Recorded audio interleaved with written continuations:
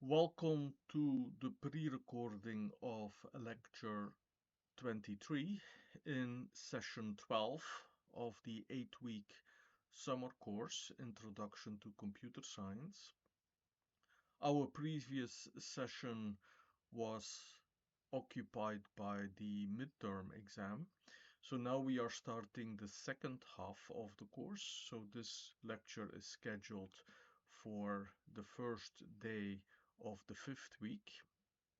And we are going to consider larger programs. Although all programs that we consider in this course are essentially small. So in some sense, programming in the large is something that we do not do in this course, but it's extremely good that we know about design. I mean, even small programs can be completely incomprehensible and therefore useless if the design is not good. So I will start by introducing modular design and also give a concrete example.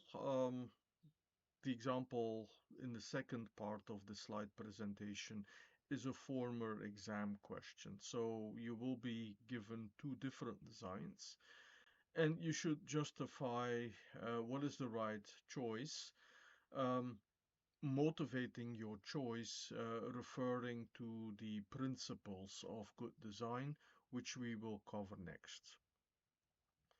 All right, what is programming in the large, programming in the small? Well, a large program typically has 100,000 lines of code or much more.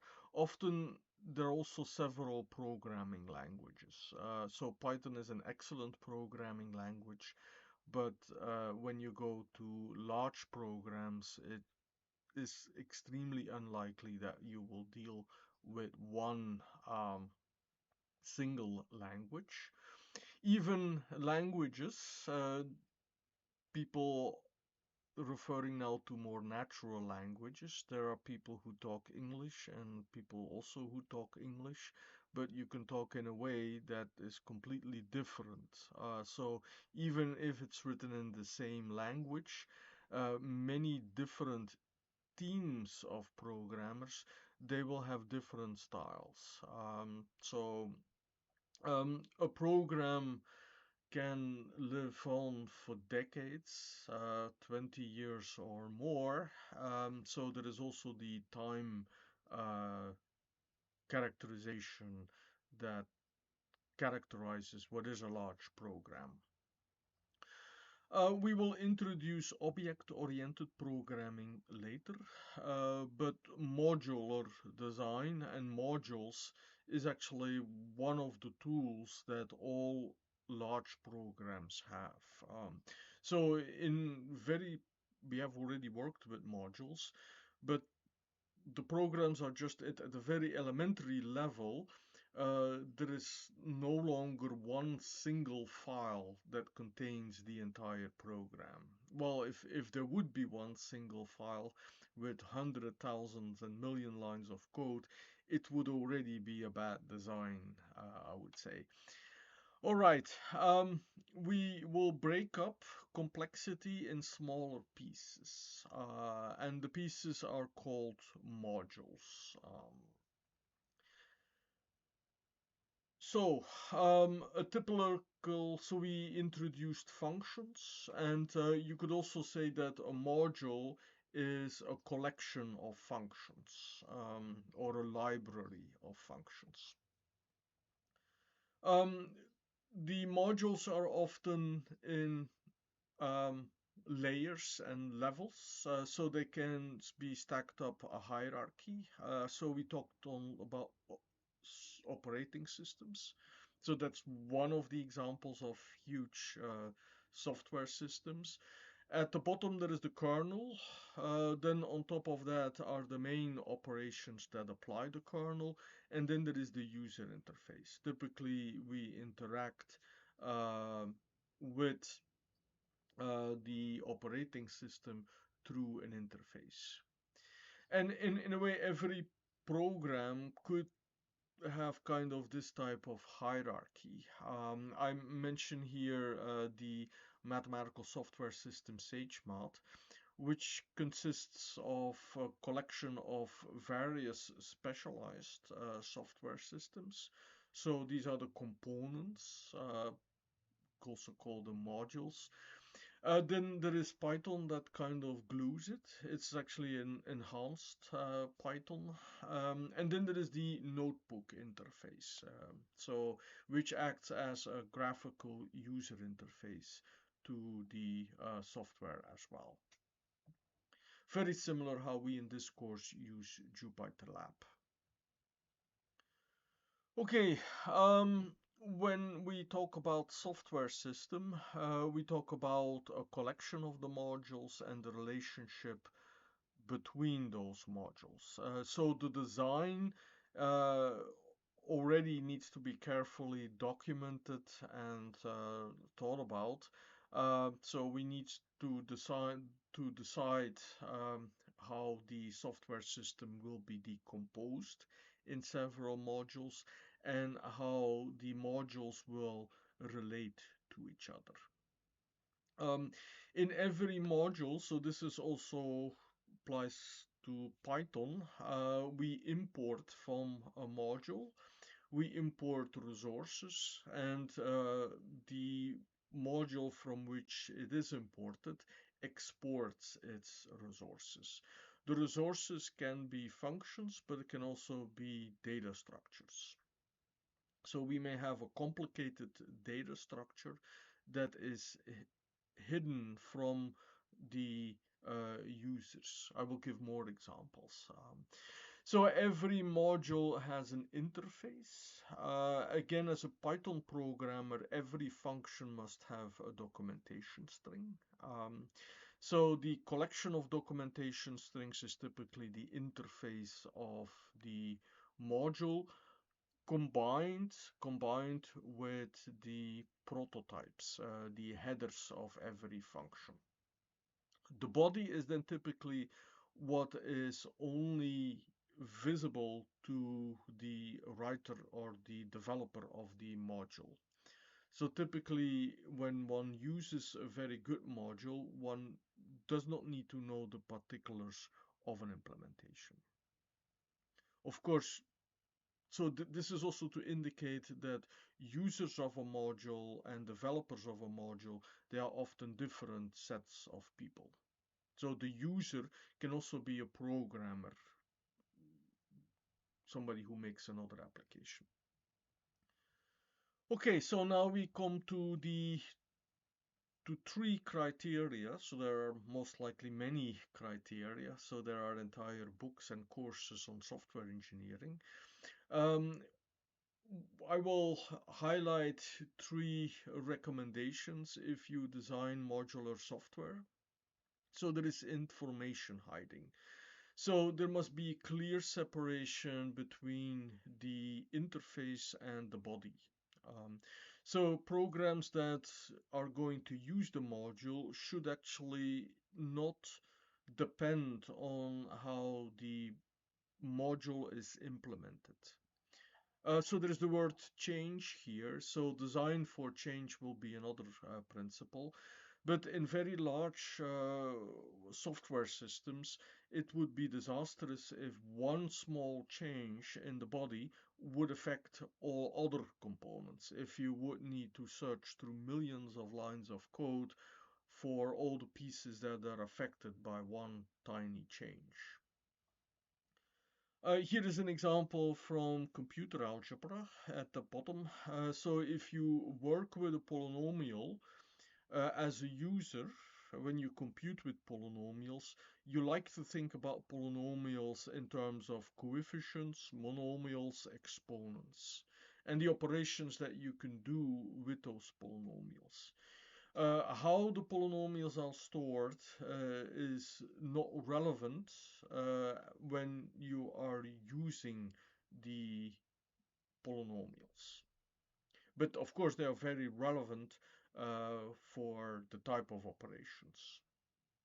So it's not to say that information hiding means that you should neglect certain aspects of an implementation. No, but it should be so that the user should not be bothered with the technical representation.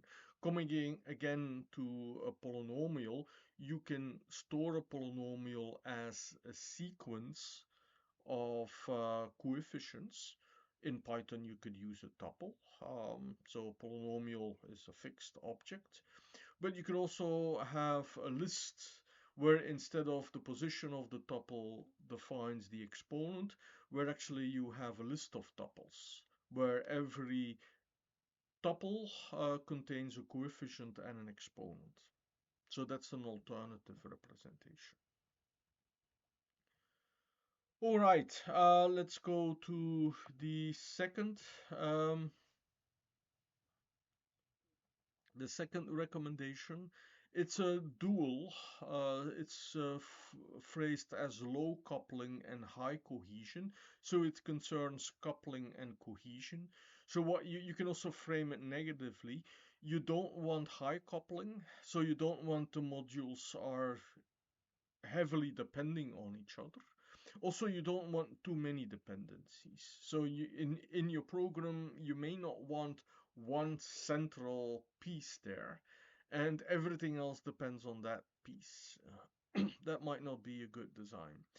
Um, you also want not low cohesion, but you want high cohesion. So high cohesion means that functions that are concerning one particular aspect about data that you manipulate are all grouped together. So if you have a computer algebra system and you work with general expressions, but you work with polynomials as well, then polynomials are very specific kind of expressions. You want, for example, that all the functionality to work with polynomials is concentrated in one module or in one component of your software system. Low coupling and high cohesion is the um, um, the second recommendation. Uh, Verification and testing is important. So if you develop a program over time in millions and millions of software, it would be extremely bad if you can test it only when all the pieces are assembled together. So that is also a very tricky design when you only know when it's going to work when everything is put together. Now, that's the overall test. But before that, you may want to test the modules independently. And this is where the high cohesion comes in. So everything that you can do with polynomials, for example, is located in one component, independent on how expressions are manipulated on or other topics in your computer algebra system. So then the third uh, recommendation is to design for change. There is actually not really main program. So there are test programs, but test programs are typically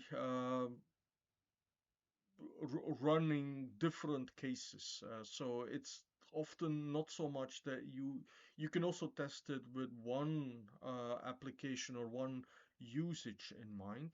But when you test a module, you're going to call the different functions. So what you may want to see when you are um, designing something, you have to design it in great generality. So when you think about manipulating polynomials, you may want you may not want to fix it, for example, to only floating point coefficients or only integer coefficients. You may want to foresee that different coefficient fields are needed. Even if your first implementation, your first idea of a polynomial is a polynomial with real coefficients. So the design for change means that you have to look ahead a little bit at all possible applications of the module. And this also refers a little bit to the completeness of and is related to the high cohesion. So the three principles: information hiding, low cohesion, high coupling, and design for change are actually interrelated. So there are three criteria. Typically, if one of these criteria is not good, uh, the the other the others will actually also quite bad. Um, Modular programming is already, so we have already seen how to design functions. Functions have an interface, a prototype, we sometimes say, and a body. So we can do information hiding. We can group all the functions with on one data type in one module. So we did this with our functional modular decomposition of the first library design program that we considered earlier. Object-oriented design is a mechanism that allows to define types. That is that gives more support for these three principles, and we will cover it. So, nevertheless, just to point out that you can write very large programs without object-oriented programming. All right. In the remainder of this slide presentation, I will spend some time to explaining two different designs. So suppose you want to design a program to compose music on a computer, and there are three types of instruments. We have guitars, we have a drum, and we have a piano.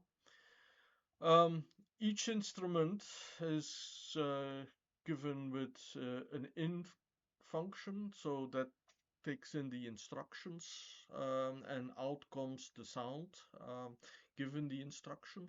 So the in function um, for each instrument is provided, and the out function actually is there. So you could still have this very strictly um, um, text-based. Or you could also have it actually done. So we were not going to implement such a program, but we can already reason of two possible ways to design the program. The first type is to work with two modules. So there is an input and there is an output. The input has all the in functions. The output consists of all the output. That's the first design. The second design is for every instrument. So here in this example, we have a guitar, a drum, and a piano. We would have three different modules, and every module will contain the in and the out functions. So every module will a little bit look the same. It will have an input and it will have an output. Now the point is which one is best. So you can guess, I mean, for example, two modules instead of three. Simple is better. So fewer modules will lead to a program that is less complicated. But in justifying this, you must list the principles of good modular design. So sometimes saying what is better than the other, if you can motivate it, you will already get a lot of credit. So the main answer is that the second design works best, but you must justify this. I will illustrate this with the three principles. So in the second design, you can have one developer focusing on one particular instrument. I'm not at all musical at all, and I don't play any of these three instruments that I list, but you can imagine that a guitar player will actually be best when focusing on the module that is responsible for the guitar. So in the first design, you must have a musician, and many good musicians can probably play a wild variety of instruments. But nevertheless, in the second design, you can specialize, so you can focus. And this has to do with information hiding. So in the input-output, all the modules, so both modules need to know all the details about an instrument. Um, in the second design, you can have three separate modules, and the modules actually can focus on the on the on the specific of the task, and that task is hidden from the other modules. So you see, information hiding is already related to the low coupling and the high cohesion. So in the second design, there is the high cohesion because all the functionality of one instrument remains in one module. In the other design, it's spread out everywhere. So you will have to so there is actually not really um, cohesion. So then also the coupling. So the second principle, the second recommendation, that consists of two parts. So you must have at least two address both parts. So you have high coupling so you want low coupling actually. But in the input and output modules that has all the input and output, so there will be a high coupling. In the second design, there will be low coupling. So you can imagine that for a drum set, the instruction might be different, the input, than from a piano. So you may use entirely different notations and conventions. Um, so in the design where the instruments are located in one module in the second design, you will actually have the low coupling. Okay, in the third principle, well, suppose that your band is extended, so we have percussion, we have guitars, we have piano, but we don't have any trumpets, we don't have any brass elements. So if you want to add a trumpet, then you only have to add one other module, and everything else may remain the same. In the first design, you must change all the modules. So, and you see the design for change. Large programs also change almost constantly, so they grow over time. You want that changes remain local. Okay, I'm halfway through this lecture. You can think of textbooks, design of textbooks. In this class, we recommend two textbooks, one in computer science concepts and one for programming. And we try to do both in this course, but it's actually quite hard to find a textbook that actually does both very well, that both introduces programming and then also introduces all aspects of computer science.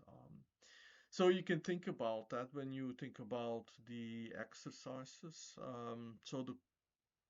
Or if you're more literally minded, you can think about a novel. There's different chapters in a novel. Typically, if you tell a story, it's chronological. If you think about a textbook or any book that is not fiction, you would decompose your book in chapters, chapters that focus on one particular aspect. So in exercise 1, you can narrate on the design of the book that you're currently reading. In the second part, we will see the design of the encapsulation of a stack. We've seen that lists in Python can be used to design a stack and a queue to very basic data structures. I will, in the second half of this presentation, I will demonstrate how we can encapsulate a stack. You have to mirror this in the second exercise. In the second project, we used DBM, so databases. So we had the design of a library. Think about a phone directory. How would you design a phone directory? Draw your modular design. And also justify why your design is good. So the purpose of exercise 3 is mainly that you get to reflect on the 3 recommendations that we have covered. Okay, I have prepared a Jupyter notebook.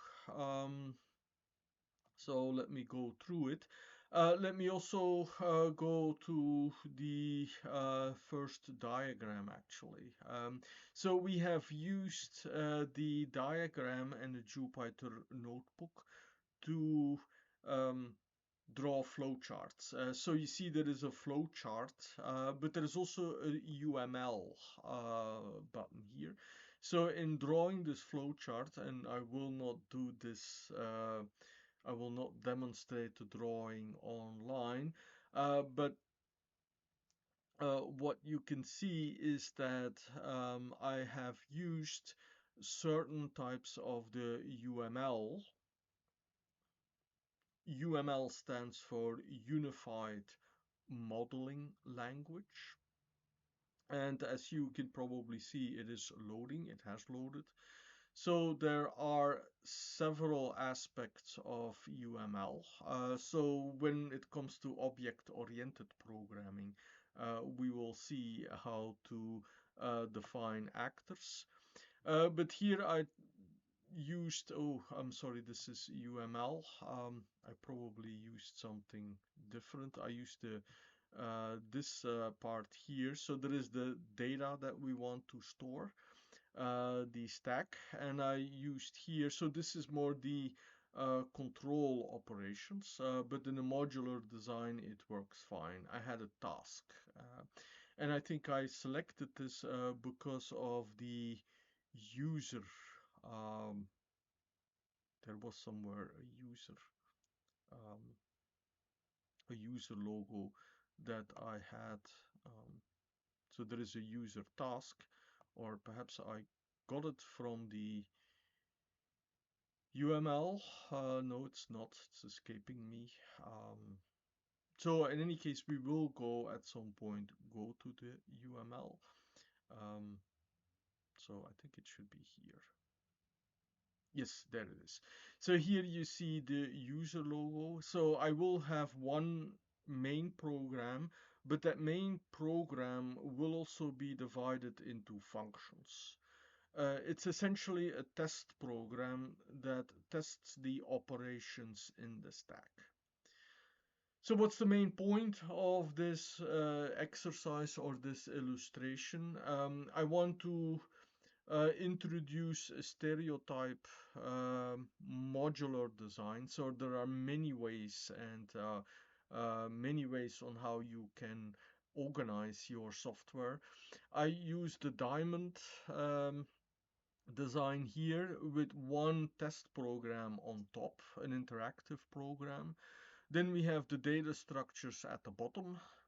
We have the input output, the layout. Suppose that you want to go to another language, so you are an international software company and you need to organize your dialogue differently. So that's why it would be good to have all the input output communications defined in one module. and that you can then farm off to a translator even, or to an automatic translation program to make a module in another language. The operations will directly work on the stack. Eventually, you could also have that the input-output uses only the operations. But here I used the diamond, so also the input-output operations, they actually can directly act on the stack.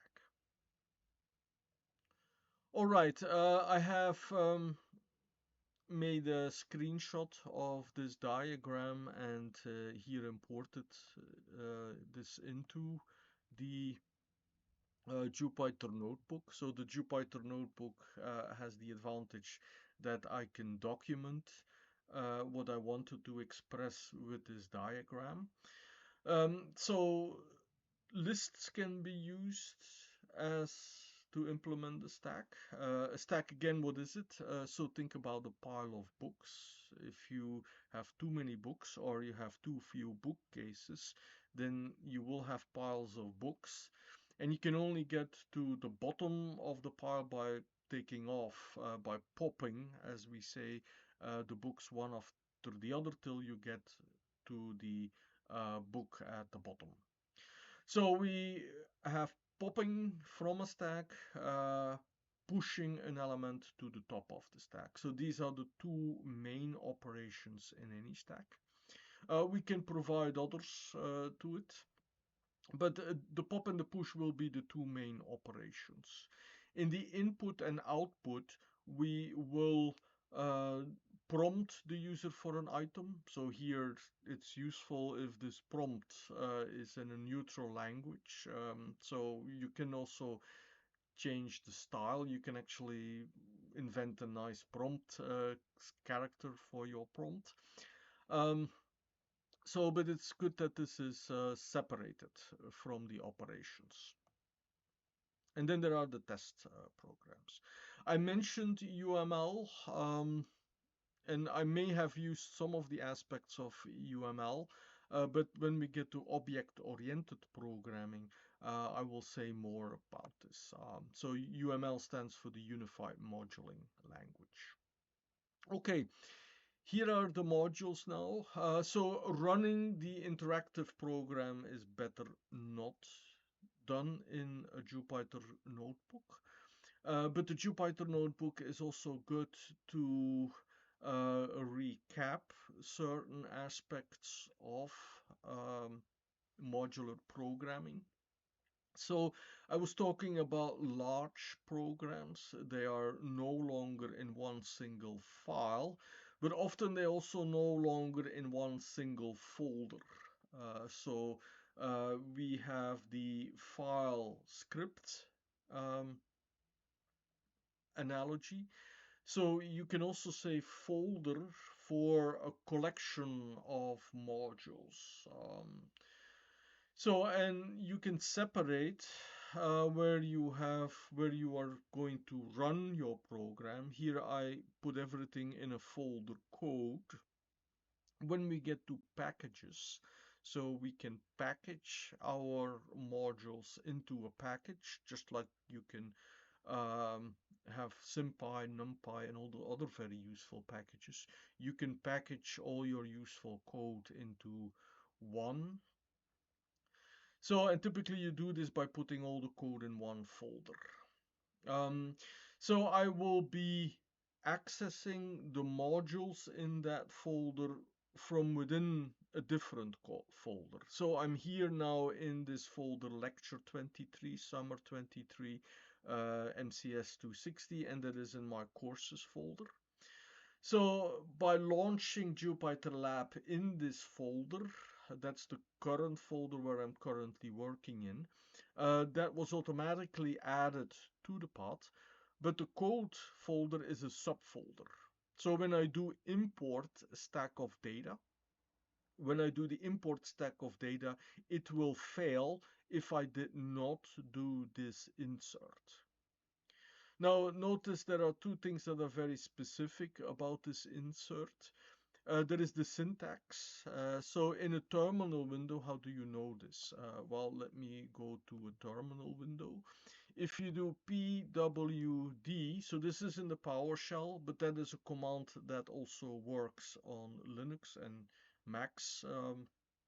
So if you type in pwd, you get the absolute path name of the working directory. So pwd is print working directory.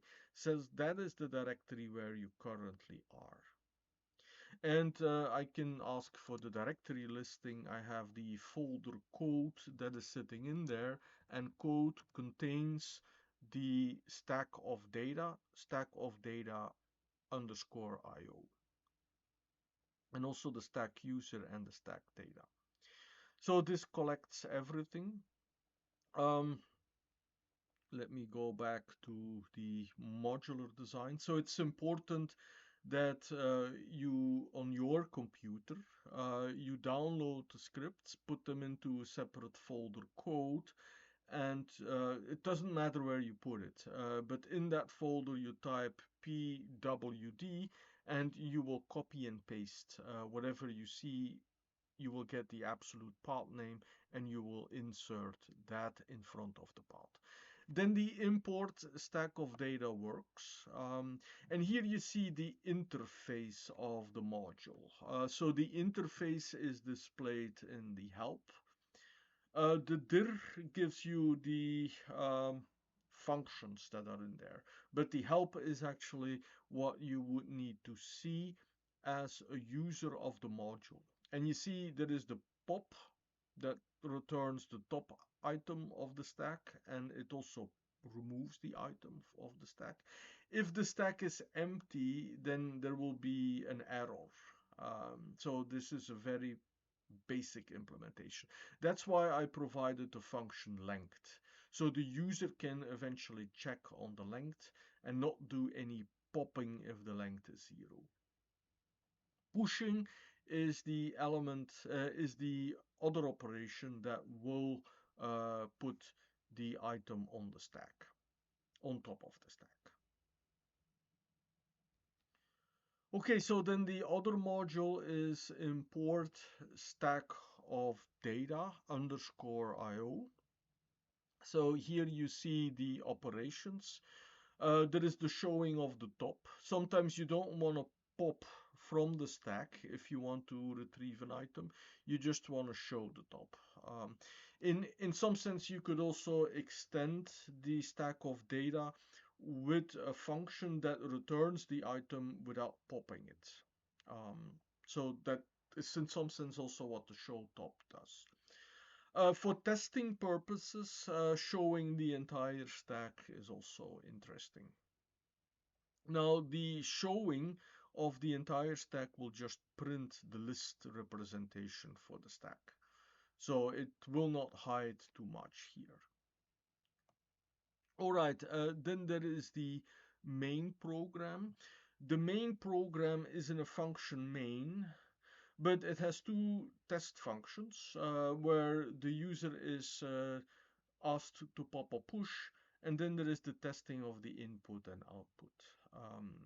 So in some sense, it's really a main program that actually doesn't really do anything. It's not like a program that has some specific functionality.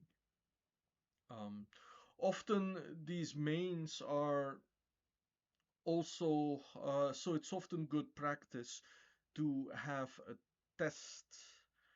So in an alternative design, I could have moved the pop or push and the test input and output as test functions in the two different modules. But I have not done this. Okay, so then the last thing that I would like to say before I go to the code, and this concerns the last two lines. So the program stack user, stack underscore user, is a program, but as you can see here, it can be used as a module as well. So you can actually select from that module the function pop or push, or you can select the test input and output from there. So let me now go again to my terminal window. So I will, or perhaps not to my terminal window, I will go to the Python file, or perhaps I will navigate to the code folder. That's the best thing. So what I'm doing now is, let me illustrate this. So I have this window open. I navigated to the code folder. So the code folder contains the stack user, and that's what I actually wanted to show. So I'm 10 minutes, or I'm in the last 10 minutes now. So here you see the main program. The main program has two last lines. That's the if test. Um, if if the program is called as a main program, then the main will be executed. If not, if we are in a regular Python session and we execute this, then we can import any function from that module, not necessarily the main, but also the other functions. So we can use the file stack underscore user as a program because of these last two lines, and we can use it as a module, as a collection of functions. So the underscore underscore name underscore underscore is a built-in um, attribute of any module of any Python file. Okay, let me now demonstrate how to run this. Oops, I was moving too much here. So let me demonstrate how this runs by going to my Okay, so something else. I have practiced this before. So you see that there is Pi cache there. I should do the listing of the Pi cache. So this folder, and I have to go to the code folder. So this folder contains the bytecode. Whenever you do an import, there is this um, PYC, and that contains the normally as a we should never look at this, but you should sometimes be aware that these files exist, because Python is often a little bit lazy. If you are modifying the source code, it will in the next export, it may not change the object code that's in these PYC files. So sometimes you may have to, when you develop a program, you may have to manually delete these files, or possibly the entire folder. Okay, so let me go now to the encapsulation. So there is the stack data, and that actually consists of one line of code. The stack with capital is actually encapsulating the list. So in some sense, this is the entire list package in Python that we are using here, and we are calling it stack. So there will be only one stack in our program. Okay, let me now go to stack user again. So when this runs, you see that the user is presented with a choice to add, to remove, or stop the program. So based on the choice, when it's not stop, when it is a add or retrieve, it will do the push or the pop, pop or push, and then it will test the output. So let's run this to see what happens. Let me go back to my stack user. So I want to add an element. I add the element 1. So it shows the top element. It shows the number of elements. Let me add something else. So if I'm adding, oops, I have to add 2. So then you see that 2 is the second element that I added, but it is pushed to the top of the stack. So if I retrieve now, it will actually pop the 2. If I retrieve again, it will give me with an empty stack. Now, of course, these are lists. If you want to add letters, sorry, it was actually intended not for letters. So it did the literal eval. Okay, so it's apparently only for stack of numbers. I should say this: the literal eval is hidden. So it applies Python's dynamic programming, but it is hidden from the user. So here you see that in this user program, we have the two test programs, pop or push, and test input output. So you could say that logically they are test programs for stack of data. So pop or push could be moved into stack of data as a test program. The test input output is even more obvious. It could be in the stack of data underscore IO.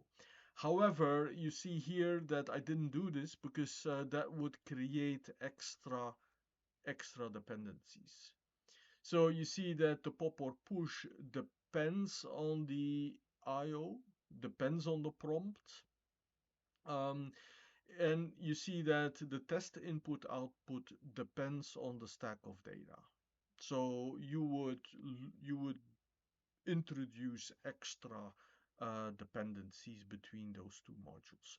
So again, in the diagram here, so this is the diagram that was made, there is no link between the two modules. Also, the arrows actually mean imports from. So you can have that one module imports from the other, but then it starts to get bad. So you see input output would depend on an operation of the module stack of data, and then you have stack of data which would depend on input output. So you can have those dependencies, but they start to get yeah, and those dependencies are typically from the bodies, and they can be the bodies can be in separate files as well. So that's also a way to do information hiding. Put things in separate files. Okay, I have a couple of minutes left to go to the stack of data. So there is the literal eval that is here. So it will do a literal eval, and it was there that there was a crash. So it was expecting somewhere an integer that went wrong. Um, but for literal eval, it actually tried to figure out what was in this A. So it was for numerical data, so it will essentially get the types. If I wanted to add a string, I will have to declare it as a string. So that was my mistake as a user. So this program is not very forgiving, so we will also get to exception handling at a later point in this course. There is the showing of the top is actually more robust. It will actually test on the um, length of the stack. You see everywhere where I'm using stack data, import stack data is imported, and we exploit here that there is a len function provided on this stack. Okay, so in the remainder, let me go now to the um, pop and the push. So you can see that these are one-liners. So one would say that this is a wrapper package. And this is the information hiding and the encapsulation. So what I actually wanted to do with this example, I wanted to hide from the user that the stack was represented by a list. So this module hides that from the stack user. Okay, so we have covered important aspects of design. If you want to develop good programs, it's very important that you think first about the design.